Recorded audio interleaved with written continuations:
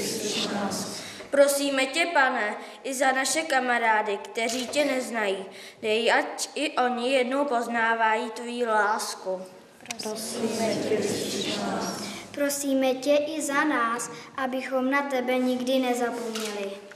Prosíme tě, vyslyš nás. Prosíme tě, Pane, za všechny naše zemřelé příbuzné vezmi k sobě do nebe. Prosíme tě, vyslyš nás. Nebeský Otče, milostivě vyslyš naše prosby. Ať radost tohoto dnešního dne stále provází celou naší farní rodinu. Prosíme o to skrze Krista, našeho Pána.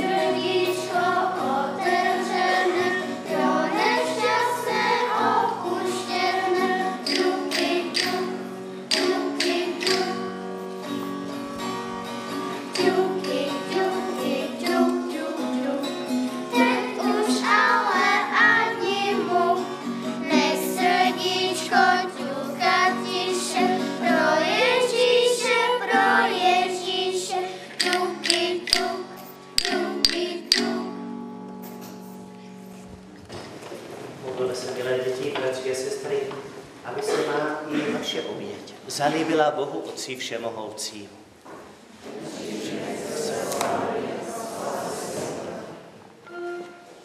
Přijmi, Bože, modlitby a dary svého lidu a dej nám ducha pravé zbožnosti, abychom byli celým svým životem spojení s Kristovou obětí a došli do nebeské slávy skrze Krista našeho Pána.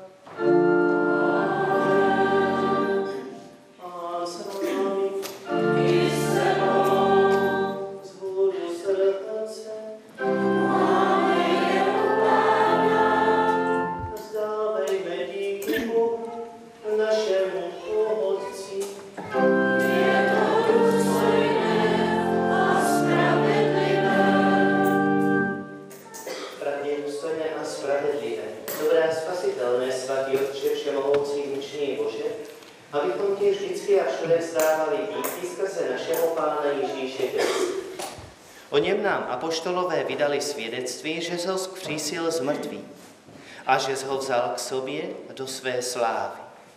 A my jsme jejich svědectví přijali a uvěřili, že jako on budeme v tobě i my. Skrze něho vstoupila do světa tvá radost a celý vesmír a mocné zástupy andělů zpívají píseň o tvé slávě a bez ustání volají.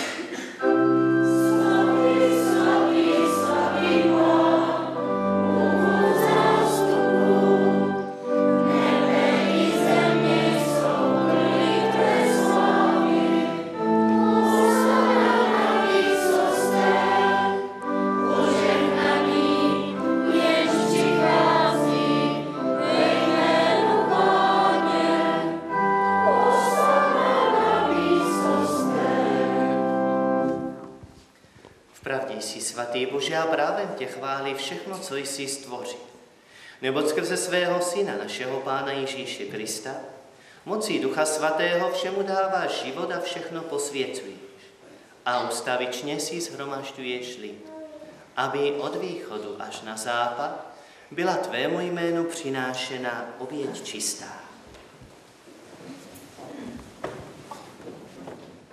Proto tě, Otče, pokorně prosím, posvěť svým duchem tyto dary, které před tebe klademe, ať se stanou tělem a krví tvého Syna, našeho Pána Ježíše Krista, neboť on sám nám přikázal slavit toto tajemství. V noci, kdy se za nás vydal, vzal při večeři chléb, Vzdal ti díky a požehnal, lámal, dával svým učedníkům a řekl: vezměte a jeste z toho všichni. Toto je moje tělo, které se za vás vydává.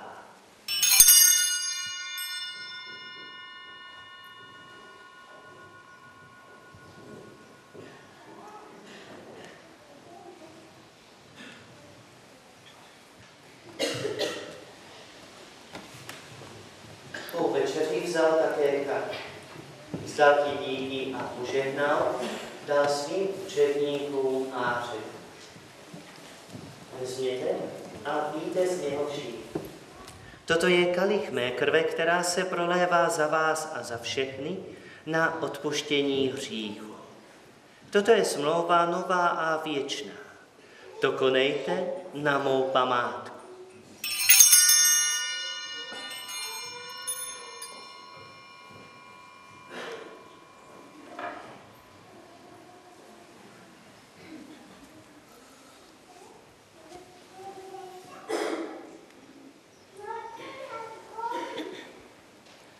Tajemství víry. Kdykoliv jíme tento chléb a kdykoliv jíme tento kalich, zvěstujeme tvou smrt a čekáme na tvůj příchod, Pane Ježíši Kriste.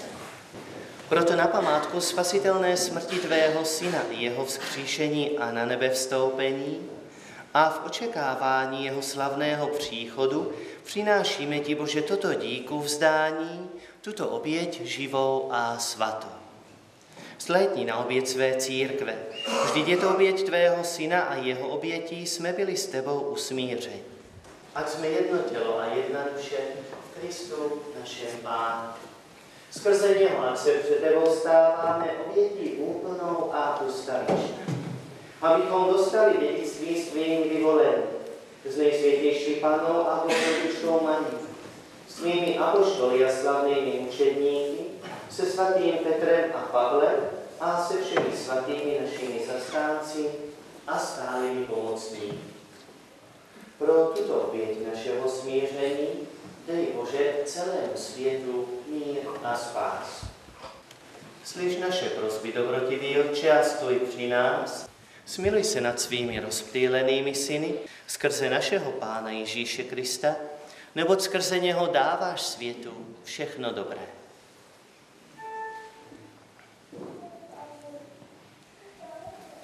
Skrze něho a s ním a v něm je tvoje všechna čest a sláva, Bože Otče všemohoucí, v jednotě Ducha Svatého po všechny věky věků.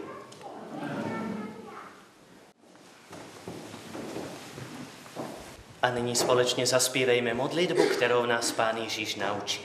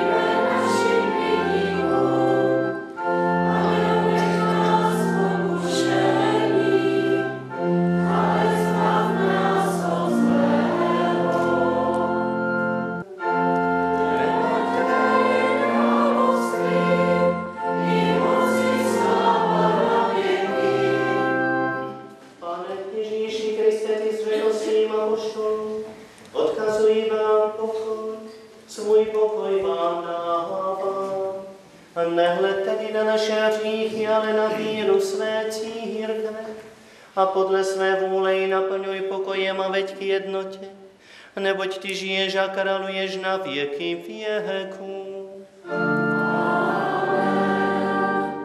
Pokoj Páně, ať zůstává vždycky s vámi. Pozdravme se navzájem pozdravením pokoje.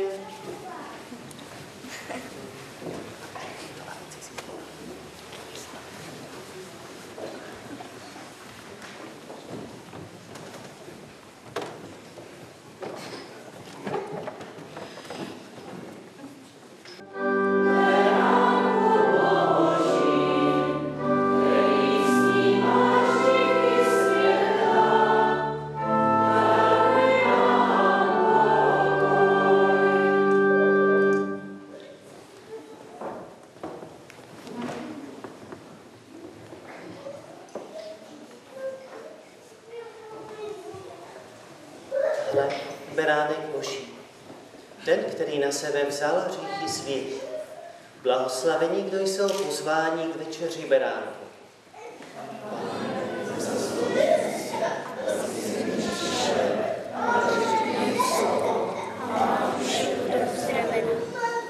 Za chvíli ke mně přijdeš, Pane Ježíši, prosím tě, odpusť mi všechno moje zlobení, neposlouchání a všechno, čím jsem tě zarmoutil. Proměň mé srdce tak, aby se ti u mne líbilo. Nechci tě z něho nikdy vyhnat hříchem. Přijď a buď stále se mnou, my dva patříme k sobě.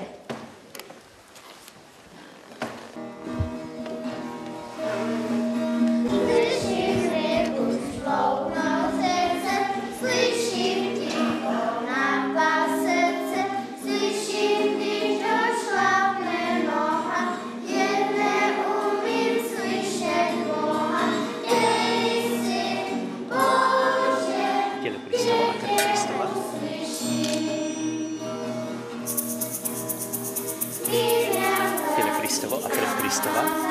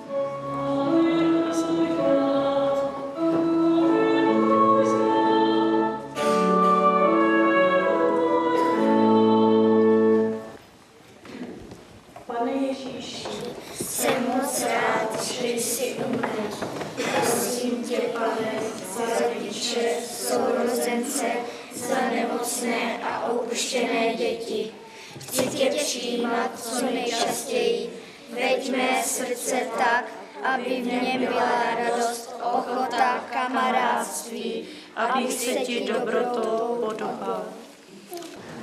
Modleme se. Bože, původce naší spásy, ty nám dáváš pokrm k věčnému životu. Upevni v nás jistotu, že oslavíš celé tělo církve, jako jsi oslavil její hlavu Ježíše Krista, který s tebou žije a kráľuje na věky věků. Chtěl bych teď na závěr poděkovat nejdříve rodičům těchto dětí. A vy, děti, dobře poslouchejte teď. Vaši rodiče jsou ty, kteří vám darovali život. spolupracovali s Pánem Bohem a těšili jste na tu chvíli, kdy jste přišli na tento svět. Když jste se narodili a přišli na tento svět, věděli, že je důležité, aby vás přijalo společenství věřících a proto vás přinesli ke křtu, kde jste byli začleněni do našeho společenství. A při tom křtu slíbili, že vás povedou, abyste žili životem tak, aby z vás měli radost oni, celý svět i Pán Bůh. A tento svůj slib naplňují i dnes, kdy vám pomohli přijít až ke svátosti Eucharistie, k prvnímu svatému přijímání. Určitě patří veliké poděkování nejenom rodičům, ale i kmotru. Kmotr byl ten, a kdo slíbil, že vás taky bude nést k Pánu Bohu a že vám bude pomáhat. A tak druhé veliké poděkování od vás patří právě jí. No ale malé poděkování patří i vám všem, za to, že jste zvládli i se mnou v náboženství prožít tento rok. A pokud se někdy stane, že nějaký hřích opět vejde do vašeho srdce, máte možnost opět přijít ke svaté zpovědi a očistit se. Pevně věřím, že ty přední lavičky budou naplněny vámi i nadále, že budete pravidelně chodívat do našeho kostelíka nebo do nějakého jiného, to je jedno. A nezapomeňte, když už potom přijdete dopředu svatého přijímání, nedávám